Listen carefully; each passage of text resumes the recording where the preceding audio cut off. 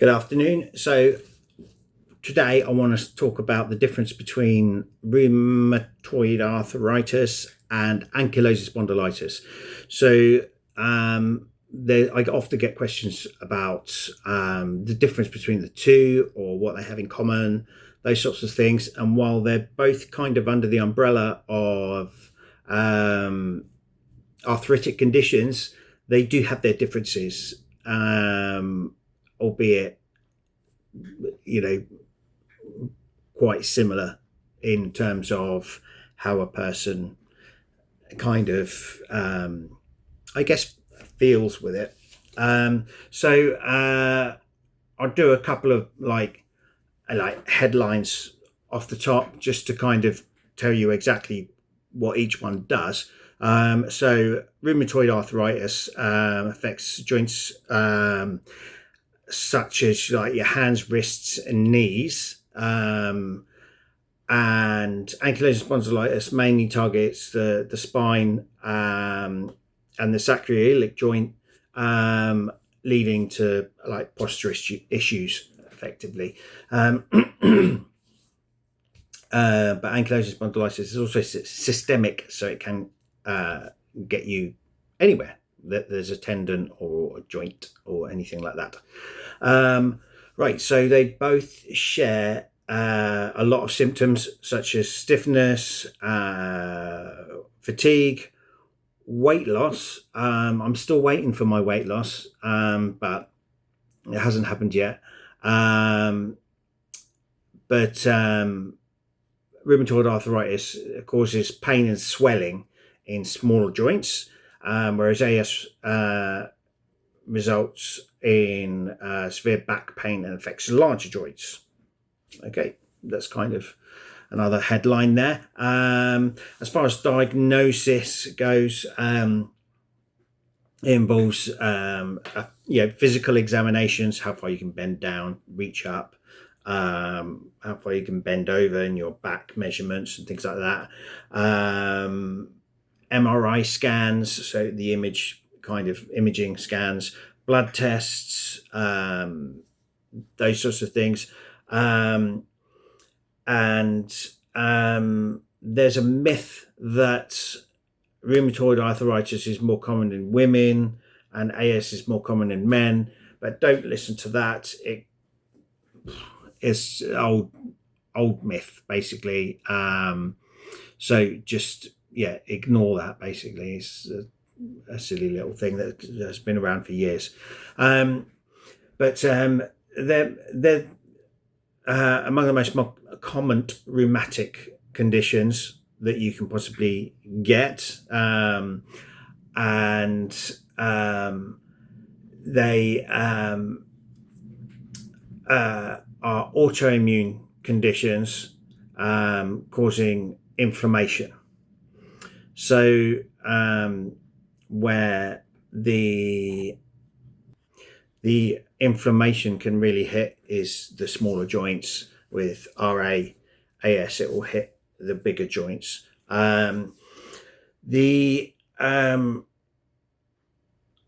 doesn't really get your spine, apart from the cervical region, which is the upper part where your neck is. That's an area that it can inflame, but not the lumbar spine.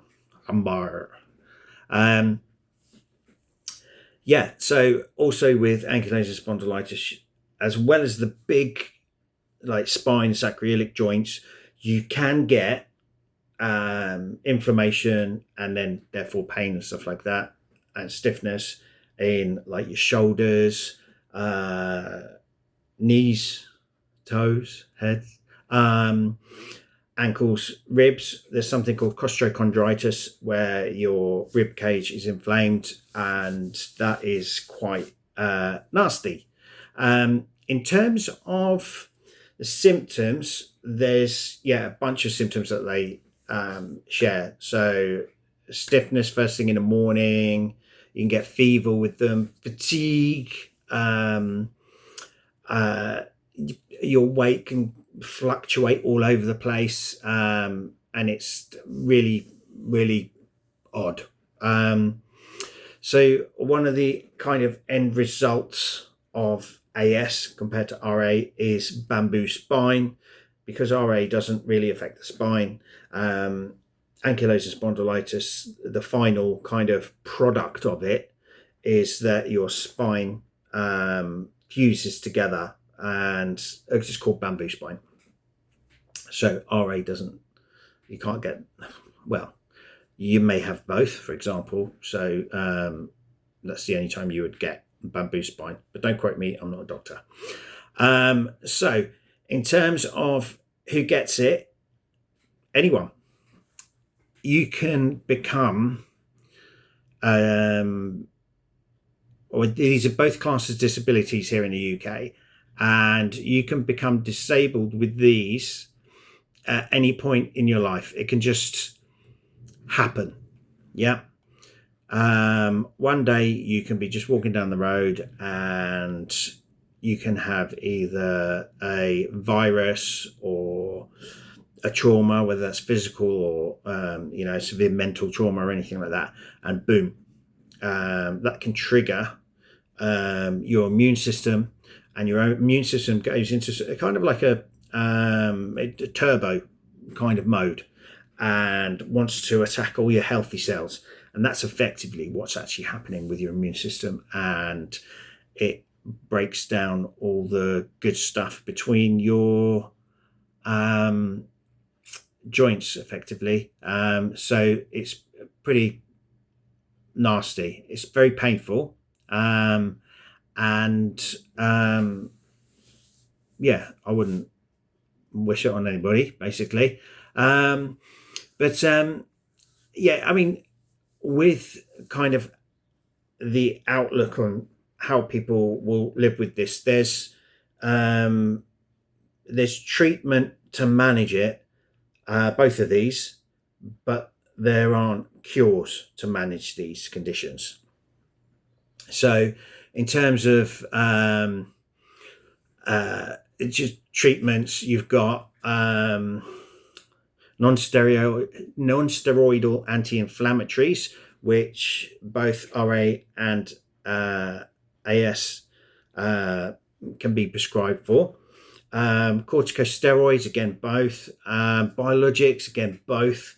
JAK inhibitors, again, both. And then DMARDs can be used for ankylosing spondylitis. Alongside those, there's various things like the physical side of treatment. So physio, hydrotherapy. Hydrotherapy, I think, would be more suited to ankylosing spondylitis, but again, don't quote me on that. Just thinking of the non-impact. But then if you've got rheumatoid arthritis and you've got knee and ankle problems, then hydrotherapy might be suited for you. In terms of other things like stretching and exercises, so if you've got inflammation in your fingers and joints, around your wrists and stuff like that, then there's certain like exercises you could do with your hands, basically, to keep the inflammation at bay, I want to say. But the weird thing about that is that it's painful to do, but even more painful if you don't. So it's kind of like the lesser of two evils. So there are drugs to help you along with these two things, but the long and short of it is that it's not something you want to fight, it's something that you want to manage. Whether you manage that with things like diet, medication, or physical exercise, stretching, or all three. It's up to you. Each person is different. Each person has different needs with how they're diagnosed, in which areas they are diagnosed, if they have damage already, which is a key thing. And across those three things, or four, did I mention four? I don't know. But across those things, that sets up your treatment plan effectively that you kind of got to carry on for the rest of your life. So until a lovely cure comes along, ankylosing spondylitis and rheumatoid arthritis